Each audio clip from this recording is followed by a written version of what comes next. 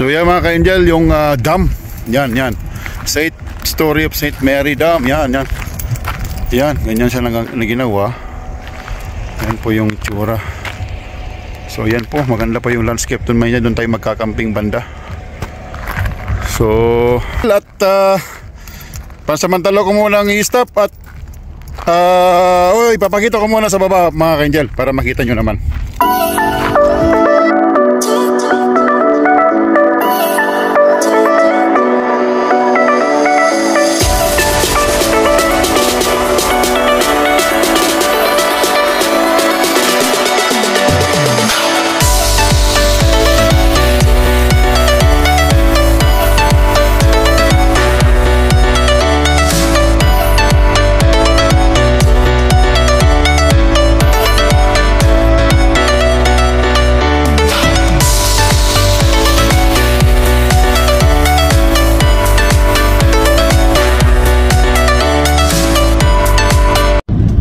Hula ho mga ka-angel! Ito naman po ang inyong lingkod, ang inyong katropa at kalakwatsa, Kuya JJ.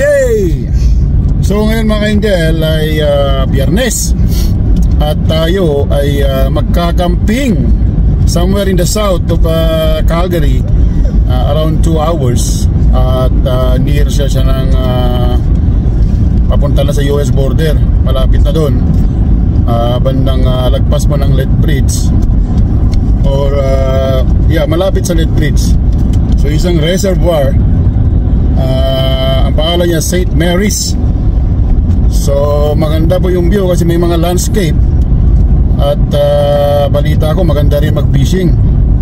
So tara mga ka-angel at ipapasyal ko kayo doon at hindi naman laging Calgary ang nakikita nyo. So tara po at maglakwatsa tayo mga ka-angel. Tara. Wala. So ito mga ka-angel. So yan mga ka-angel, ito ay Highway 2 going to the south. So ito po yung dugtong naman, yung papuntang Edmonton. So yung dugtong niya po ito. Dahil po pa south tayo, so going to the Lethbridge area or going to the US border.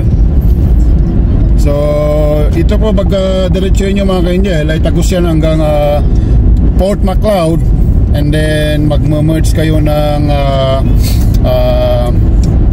ano ba yung tawag na highway na yun, may pass siya mga ka-angel. Makakalimutin na talaga ako mga ka-angel.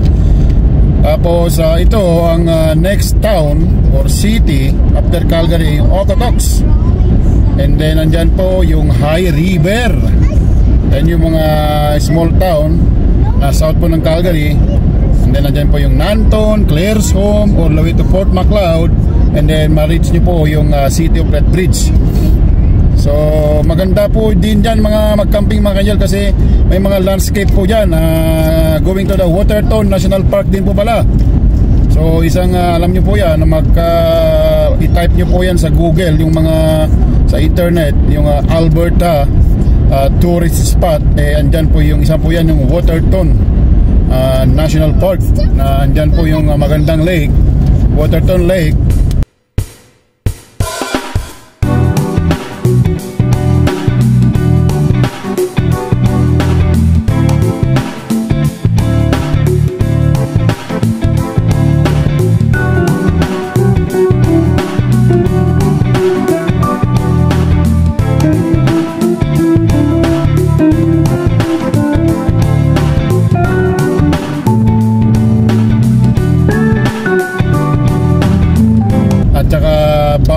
Boundary po yan ng Canada at saka US. Pwede po kayong mag-boat. At hindi ko po lang sure kung pinapayagan po yung mga wala pagkatagos po yan sa kumbaga sa border po ng US yung boating. So maganda rin po dyan. Andun po yung masikat na hotel dyan sa taas po ng hill. Tapos may mga waterfalls, marami po dyan. Tsaka yung mga red rock tawag nila, kulay red po na lupa o parang mga rocks. So marami po dyan mga tourist spots. At pagka po siguro may time, susubukan po nating umalik at maipakita. Kasi matagal na rin po kami nagpunta doon.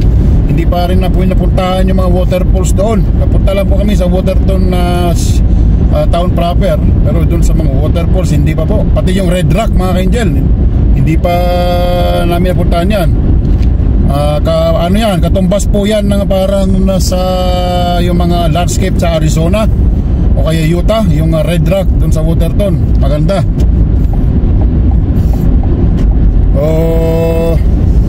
So ito mga kanjel, yung mga kasama po natin ay nauna na dahil wala po silang mga pasok. At ako inintay ko pa si Mrs. na galing trabaho, kaya hindi po kami nagka-convoy. May mga nauna na kasi nag-work down po sila, pero nauna na siguro dahil available na sila para makapagpatayo na ng tent nila.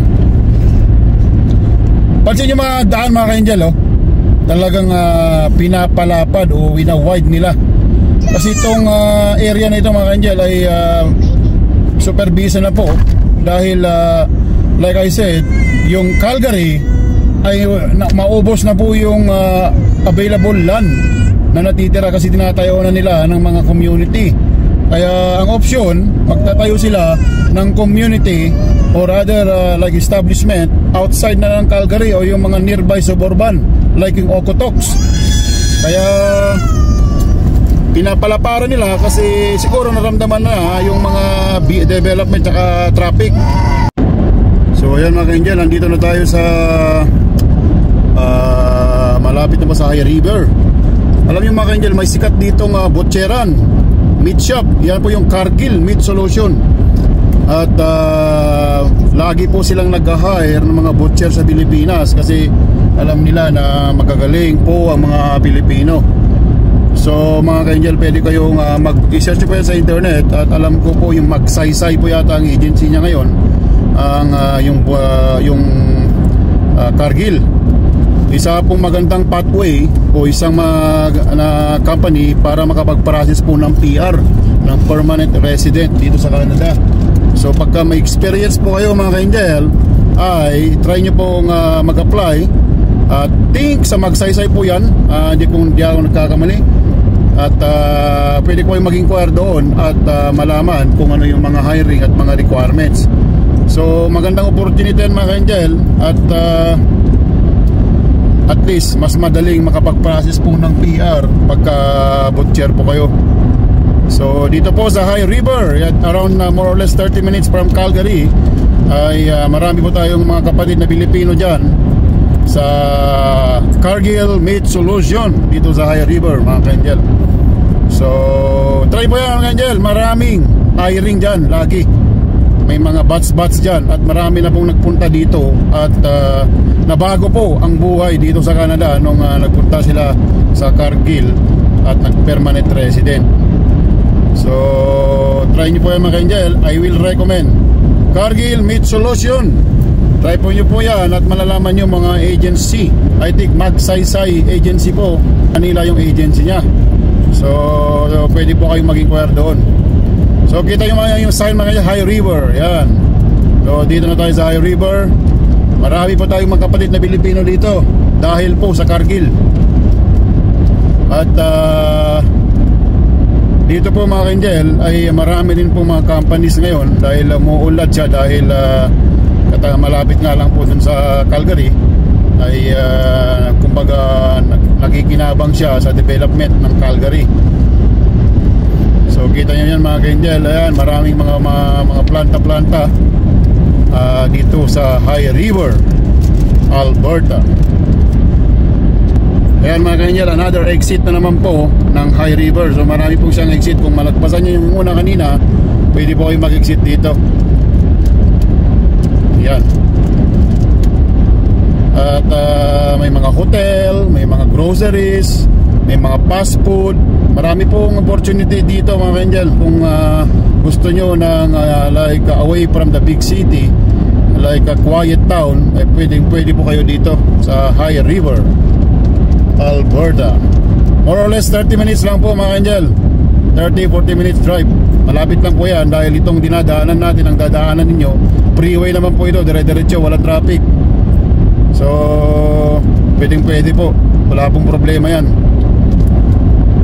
Yan, kita yung mga sign ng mga ka-angel. Ayan, Vulcan, Port Macleod, Lethbridge. Ayan yung mga sign na itong highway na ito ay babagtasin papunta po dun sa mga lugar na yun. Dito sa south ng Alberta mga ka-angel, marami pong mga tourist spot din dito. Pwede po nyo ma-search sa internet yan. At iba po din po yung mga landscape, kakaiba din. May part po dito na parang mala Switzerland yung itsura. Ayan po yung yan po, naalala ko na mga ka-angel, Crownes Pass. Crownes Pass, ayan. Yan yung lugar na maganda yan sa south na highway din. At may magandang mga waterfalls at saka landscape. Yun na yung sinasabi ko na parang Switzerland yung itsura. Parang scenic view, maganda po. So yan mga ka-angel, nandito na tayo sa Port Macleod at magme-merge na tayo sa Crownes Pass Highway. So makikita nyo po may mga kunting landscape na, may mga river. Kasi dito ay palapit na po sa Waterton area na maraming bundok-bundok din. So pansin nyo po mga ka-angel, daming mga trailer, yung mga RV. Kasi panahon na po ng mga camping ngayon at travel. Cardston, Port Macleod, Lethbridge, yan mga ka-angel. Crownes Pass, yan.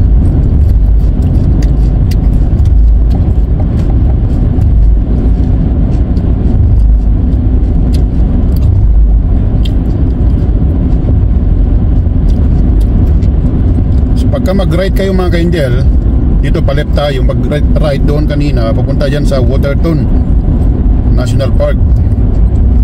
Dito naman ay going to Lethbridge na all the way po yan doon sa border ng Montana State sa US. Dumaan tayo dyan mga ka-angel noon nung galing tayo ng Washington, parang USA travel natin. Pero gabi na kasi mga ka-angel nung nandito tayo sa banda dito, kaya hindi na ipakita. So approaching na po tayo ng Port Macleod, isang very important na town din dito. Kasi kung wala na kayong gas, pwede kayong mag-drop by dito at magpagas. At meron pong dito mga ka-angel, chargingan ng electric vehicle, yung Tesla, saka some other electric vehicle. So kasi nasa center, kumbaga in between ng major city saka border, kaya naglagay sila dito.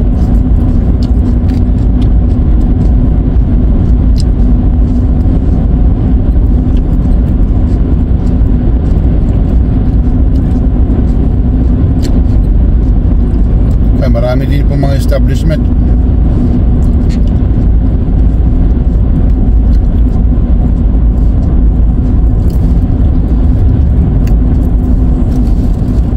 May 50 km/h mga ka-angel. So sumunod tayo sa sa speed kasi baka may mga pulis, katulad ng sinabi ko, yung mga pulis ngayon ay nagro-roving na yan at nakatambay lang, nag-aabang ng mga pag-overspeeding.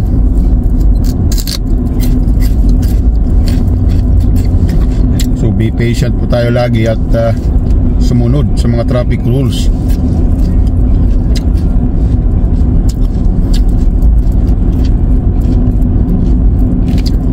Kaya napunting na tayo dito sa pinakasentro nila. Tahimik po yung lugar mga ka-angel kasi hindi naman po siya talagang crowded na lugar.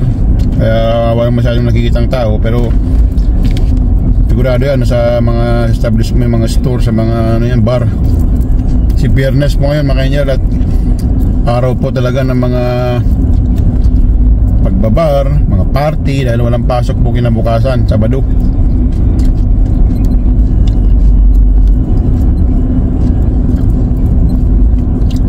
Kaya usually po mga ka-angel ang speed limit sa mga town, so city center town ay 50 km/h. Pagka wala po kayong makitang sign, automatic 50 yan, para hindi kayo malito.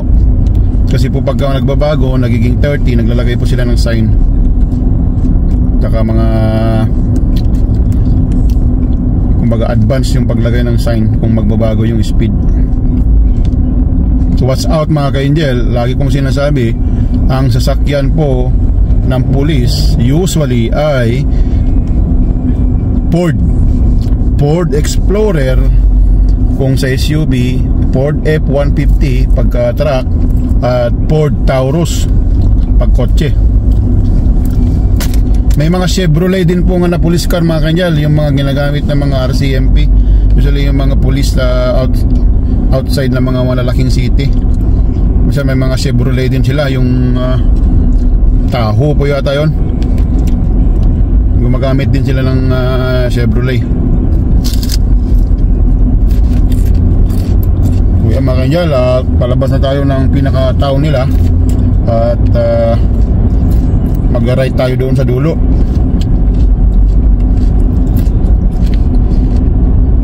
Marami yung pagbabago dito mga kanyal, kasi nung nagpunta ako nung bago ako sa Canada, nung sinamahan ko yung friend ko na nag-exit sa US pag permanent resident, dito kami dumaan, wala pang ganong establishment. So ngayon maraming pagbabago, talagang nag-improve din. So right po tayo dito.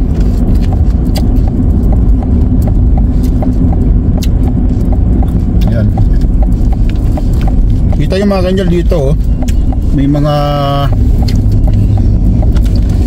windmill doon sa dulo po, doon sa dulong dulo, doon marami, doon sa pinaka malapit sa bundok.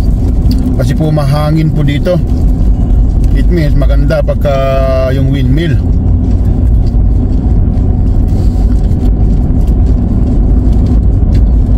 Dahil po siguro may lake na malaki dyan, yung Waterton Lake, tapos bundok. Kaya makanya lahat, kalabas na po tayo at ipapakita ko maya maya kung malapit na tayo sa campsite. Ayan mga ka-angel, yung windmill ng Alberta dito sa south, malapit po sa Waterton. Yan dami mga ka-angel. Kumbaga talagang may oil na yung Alberta, sobrang dami pang mga windmill. Kaya maganda mga ka-angel, maraming source of energy yung Alberta. So yun mga ka-angel, yung bundok na mga yun mga ka-angel na yan, yung parang may mga snow pa sa taas, yun yung boundary na ng US at saka Canada. Ayan po yung Waterton area. Kaya pag andyan po kayo, maganda rin po dyan, parang bank din ang itsura. So boundary yan or border ng US at saka Canada. Ayan mga ka-angel, approaching na tayo. Tingnan nyo po yung landscape mga ka-angel. Ganda, ganda mga ka-angel. Ito po yung St. Mary's Reservoir, parang lake siya na malaki. Yan mga ka-angel, St. Mary's Reservoir Provincial Recreation Area. Ganda po mga ka-angel, first time po namin dito. So parang dam din po yata siya. So may maganda siyang view doon dahil sa taas po tayo ngayon ng parang hill. So may pababa pa yan. A few moments later. So yan mga ka-angel, yung dam. Yan. Story of St. Mary Dam. Yan. Yan, ganyan siya na ginawa. Yan po yung itsura. So yan po, maganda pa yung landscape doon. Doon tayo magkakamping banda. So ayan, ganda ng landscape po ng Alberta mga ka-angel. May bundok, may flat, may hill, lahat po ng klase. Kaya marami pong nagsasabi ng yung mga Amerikano, mga United States, na beautiful Alberta. So may part po na rough road mga ka-angel, pero okay lang yan kasi 4 kilometer lang naman siya. Kaya mga ka-angel, may Wallis campground. So marami pong campground dito mga ka-angel. Dahil may Ako, malaking wala. siyang lake. Bilis mo naman mo, wala naman tayong kaano. Hindi, wala tayo akong bike. So yan mga Angel, nasa rough road po tayo ngayon. Usually ganyan po kasi pag may mga time, may mga part po na minsan yung papasok sa campground hindi na sinemento na. So pero okay lang yan kasi mga 2 kilometers, 3 kilometers lang naman yan. So not bad. Tsaka kahit rough road po yan, mga kinis naman yung daan, hindi yung lubak-lubak. Pansin nyo po yung Alberta mga Angel, dami niyang talagang mga parang farm. Malawak din, mga canola, ganyan. Ganyan po kasi yung industry dito. At saka makikita yung bundok dun sa dulo mga Angel. Ayan yung sinasabi ko kanina na Waterton area boundary ng US yan, tsaka Canada. Yan na po yung Glacier National Park mga Angel, yung pinuntahan natin sa Montana noon na hindi natin napuntahan dahil sarado. Dahil that time po ay naka-close. Mary man tayo. Wali yan, Mary dapat. Akala ko baby. Kaya mga Angel, may sign. Ito na yata yun. Wallis Campground pa siya. Ay, Wallis. Baka Wallis talaga yung pangalan niya mga Angel. Ayan o. Ayan. Yan po yung sign mga Angel o. Talagang yun siguro talaga o. Ayan mga Angel o. May mga... Put a lotion on your shoulder. May mga nagkakamping na doon, mga RV. Your shoulder a little. So, hanapin natin yung mga kasama natin mga ka-Angel kasi nauna na sila kanina. So ito palang St. Mary's mga ka-Angel kasi marami siya pala siyang campground. So it's up to you kung saan yung pipiliin ninyo. So kids and play, meron din mga ano dito mga ka-Angel pala, may playground. Yeah. So diretso tayo dito mga ka-Angel. Deus. So may mga ano. So hanapin natin yung kasama natin. Ate, did you fall? Malapit na yata tayo mga ka-Angel.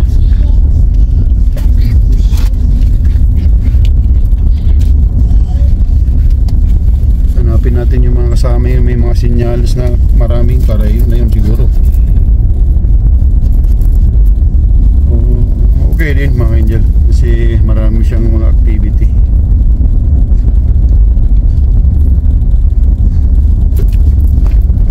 Pero saan kaya sila mga ka-Angel?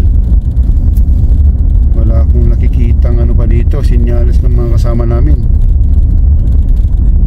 Tawagan ko sila mga ka-Angel siguro.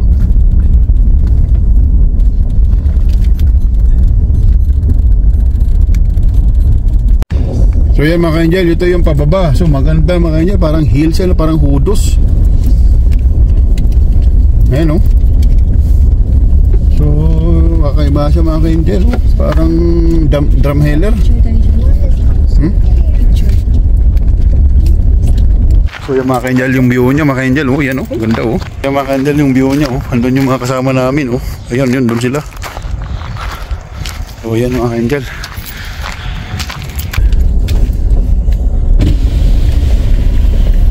Saan? Doon? Baba? Okay. Ano? Okay. Tara na, tatagay na tayo. Tagay!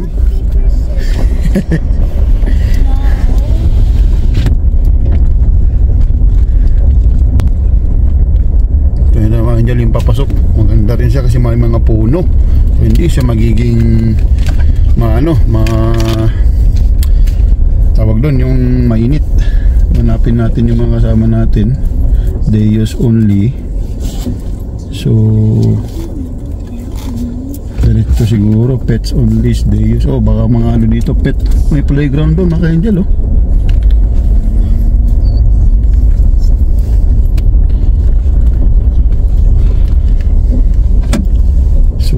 Site ano tayo 1 to 26 yata mga Angel.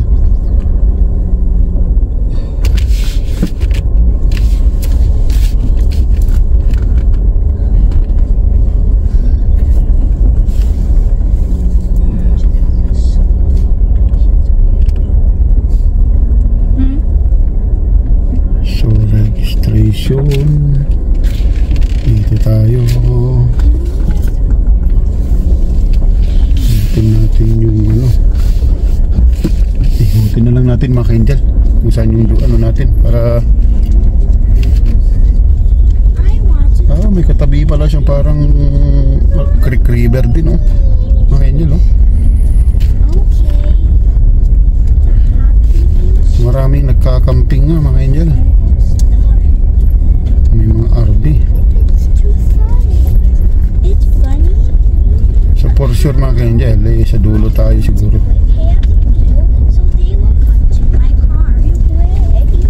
Yan.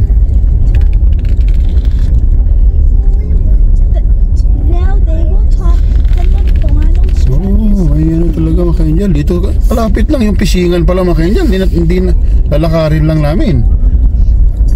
Yan lang pala na, katabi na. Bah, maganda to mga ka-angel. Habang ano nag-iihaw namimingwit, nakakuha ihaw agad. May isda dito mga ka-angel kasi yung tubig niya ganyan, oh. May mga CR din sila, oh.